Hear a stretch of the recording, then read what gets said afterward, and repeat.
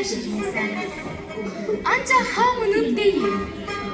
Sen hayatın qədrini yalnız bilenlerinsen. Özünü bu dünyada heç kəs qonaq sanmamış. Ancak ömrün özü de beraber paylanmamış. Ömür paylanan zaman görün kime ne düştü. 300 yıl boz qarğaya, 10 yıl şahine düştü. Senden doymaq olar mı? Kim senden doydu gitti? Gidenler bu dünyada qəlbini koydu gitti.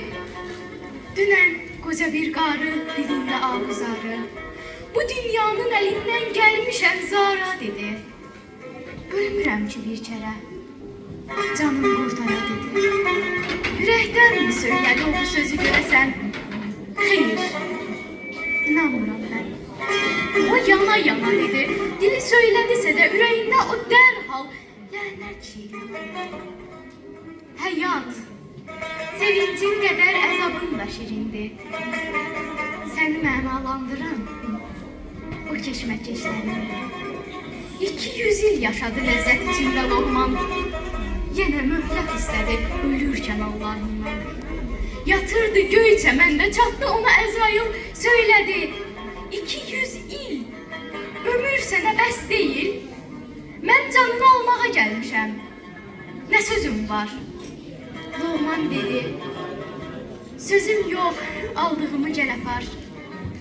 Ancaq mənə macal ver bir canlı əcəldən. Gel canımı burada yok. O çəmənlikdə al sən. Əzrail razılaşdı. Ayağa qalxdı Loğman. Yeridi, daş asıldı ancaq ayaqlarından. Asta-asta yeriyib çatdı dediği yerə. Loğman baxdı göylərə, Loğman baxdı yerlərə. Bu son baxışı ilə üstündə 200 il yaşadığı cahanla vidalaşdı ilə. Özü vidalaşdısa, gözü qaldı cahanda. O düşündü bu anda. Ömrümü verdim bada, ne görmüşəm dünyada.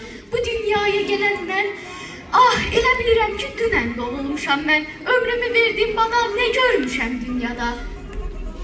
Loğmanın gözü bu an bir gülə dəydi. Durdu. Ürəyini kuş kimi gülə doğru uçurdu. Ah onu kim üzəcək? Bircə biləydim dedi. O gülü də iyiləyib sonra öləydim dedi. Ancaq ne fayda? Artık yetişmiş ecel. Loğman dedi, hazıram, al canım indi gel. Əzrail dedi, ancaq agah elə məni sən. Ölüm üçün ne fayda? Bu çəmən, ya o çəmən. Niye koymadın beni orada alım canını? Loğman dedi, hayatın şirin olur her an. Oradan bura gelince biraz ömür kazandım. Onu da bu dünyada özüme fayda sandım. Koca öldü. Dediler yaranan bir gün öler. Nəvələri bahçadan həmin gülü dərdiler. Kocanın qəbri üstə qoydular. Titrədi gül. Gülün ətriyle doldu bütün bayır, bütün çöl. O ətriyle saxladı yolcuları yolundan. Torpağın altındasa bunu duymadı o. Senden doymaq olar mı? Çoxun, azın da şirin. Hayat kışın da şirin, hayat yazın da şirin. Cürbəcür yazılar var ömrün varaqlarında.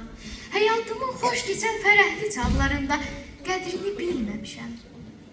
Hələ nə var ki, ömrüm qabaqdadır demişəm.